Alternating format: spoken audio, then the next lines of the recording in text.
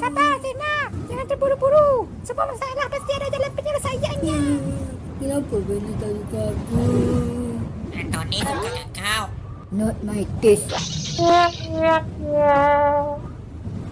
Zina, kita orang perlukan pertolongan kau. Tolong nasihatkan Zina tu. Kejap, aku kena balik ni.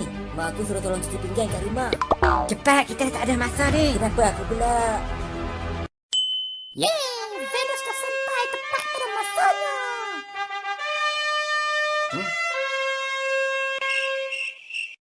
Dah 18 kali aku kena tolak dengan Venus.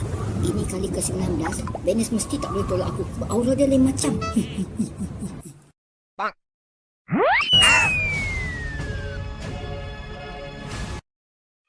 Kalau takut main gelosor, tak payahlah main. Macam orang ni nak main je lah.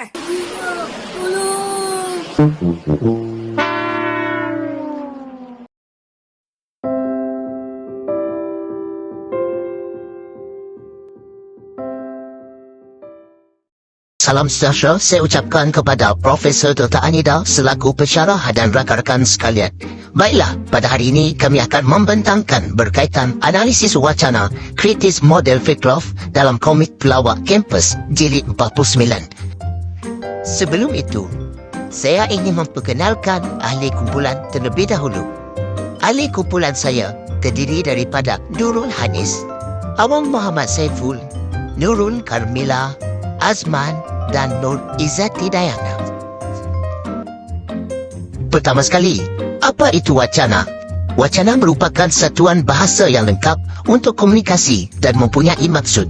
Menurut Fairclough 2003, wacana adalah pandangan khusus tentang penggunaan bahasa sebagai unsur kehidupan sosial yang berkait dengan unsur lain.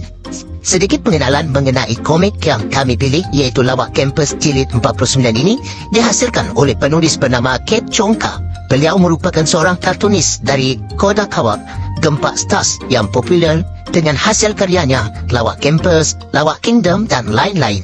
Lawak Kampus menjadi hit di kalangan pembaca Malaysia, malah ia turut diterbitkan di China melalui majalah mingguan Comic World. Pendidikan beliau ialah dalam bidang rekaan grafik di In-House Multimedia College Kuala Lumpur, kedua bidang animasi 2D di Lim Kok Wing University of Creative Technology, dan ketiga ialah animasi 3D di Sheridan College, Kirab, Kanada. Secara ringkasnya, analisis wacana berdasarkan kritis model Fairclough ini terbahagi kepada dua bahagian, iaitu tautan dan runtutan. Namun demikian, dalam tugasan ini, kami hanya memfokuskan kepada runtutan atau lebih dikenali sebagai dimensi amalan wacana. Dalam konteks ini, kami hanya membincangkan aspek penghasilan, iaitu intertextuality terdiri daripada representasi wacana, perandaian, penafian, ironi, dan kedua ialah semiotik.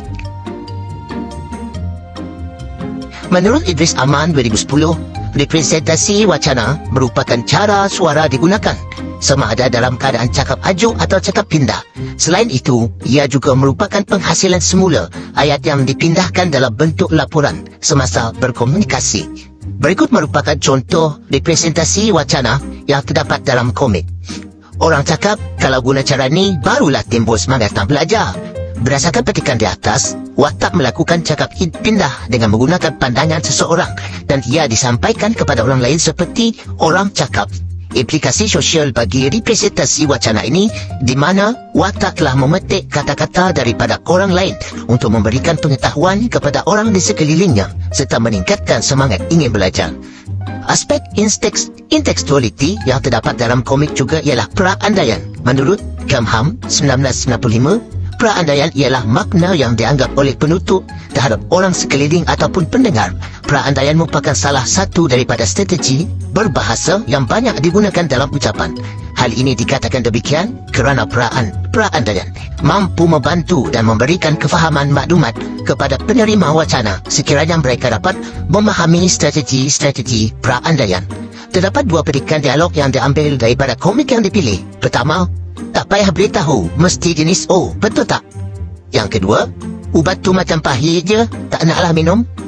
Berdasarkan ayat di atas, watak tersebut membuat andaian sendiri tanpa memberikan peluang kepada orang lain untuk menerangkan terlebih dahulu. Bagi implikasi sosialnya, perandaian membentuk implikasi mendalam terhadap persepsi pembaca sehingga mampu mempengaruhi sikap pembaca terhadap suatu isu yang dibincangkan.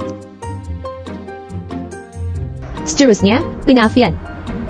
Penafian melibatkan penggunaan kata nafi yang digunakan dalam wacana. Ayat nafi atau negatif kebiasaan yang digunakan untuk tujuan polemik ataupun mempersoalkan wacana lampau. Dalam arti kata lain, penafian digunakan untuk menyangkal ataupun menafikan wacana yang diujarkan sebelumnya.